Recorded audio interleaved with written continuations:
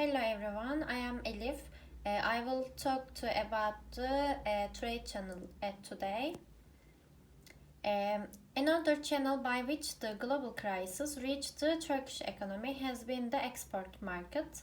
Although the crisis of 1994 and 2001 increased Turkey's export volume during the global crisis, mainly due to strong depreciation in TRY, we observed a significant fall in export earnings. In 2009, export earnings stopped by over 20.0%. The primary explanation for this shock was because of its biggest. The decrease in export will lead to a significant decline in GDP due to multiply effect. The second imported channel means developing economies need imported intermediate goods for their manufacturing sector, and these economies also need foreign currency export profits to import these vitally import intermediate products. These figures about that export earnings stopped by over 20%. The primary explanation for this shock was because of its biggest decrease in overall export to Europe in 2009 accounted for 70%.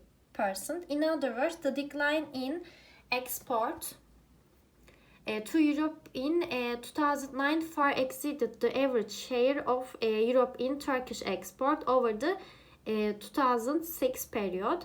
This is because while Turkish export growth overall decreased by 22%, Turkish exports to Europe declined by 26%. The export decline's contribution to the 2009 negative GDP growth was about 25%.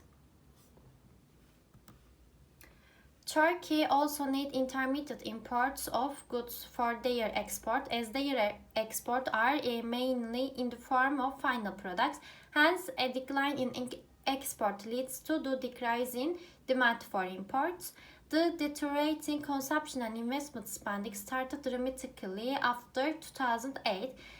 The 20% fall in export sales inevitably triggered a decrease in income for creditors and customers, resulted in a drastic drop in the Turkish GDP in 2009.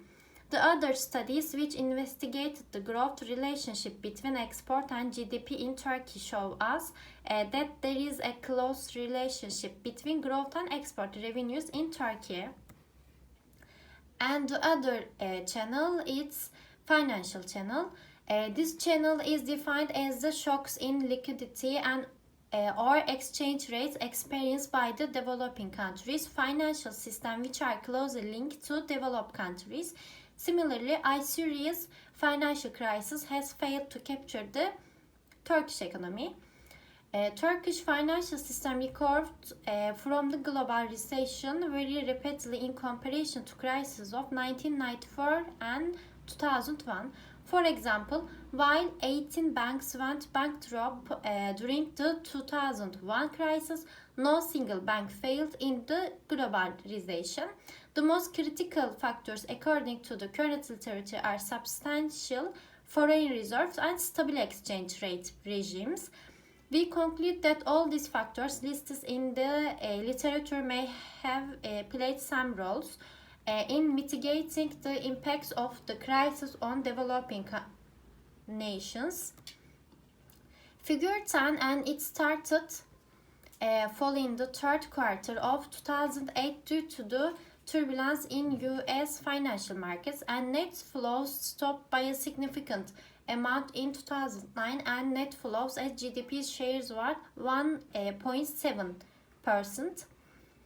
Turkey's financial system faced a big sudden halt, but foreign funds continued to come to Turkey with smaller sums relative to previous years in 2009. In these two crises, there were significant financial account reversals that were much worse than the abrupt halt seen during the global crisis.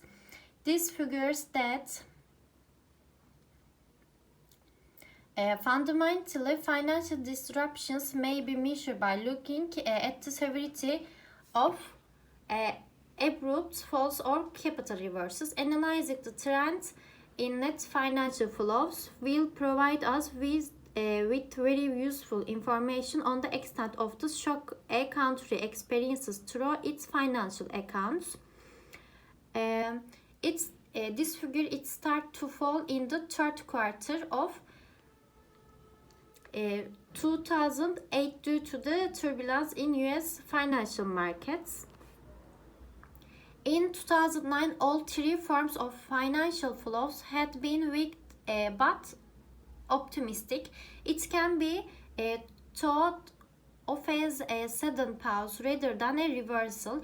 In particular, for developed nations, the reversals will have qualitatively different consequences than abrupt stops. Reversals put a major strain on reserves from central banks and foreign exchange markets. Additionally, the impacts of sudden stops or reversals depend not only on the severity of the shocks but also on the duration of the shocks. Net investment in an economy compared to the total stock of foreign funds is another proxy for seeing the extent of the shocks that the economy faced during crisis. Figure 40 indicates that the tendency to depreciate during the global crisis was much milder than in previous crises. Here it could be claimed that the exchange rate pressure in the global